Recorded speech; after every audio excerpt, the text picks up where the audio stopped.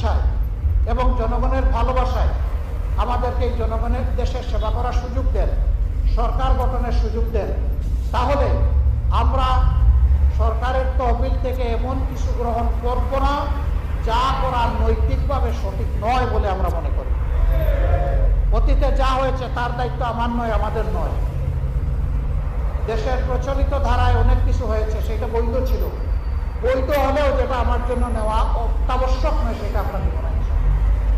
আমরা ঘোষণা দিয়েছি আগামীতে আমাদের একজন এমপিও যদি নির্বাচিত হয়, 200 এমপি যদি নির্বাচিত হয়ে যান আল্লাহর ইচ্ছায়, তাহলে এই এমপিরা সরকারি কোনো প্লট গ্রহণ করবে না।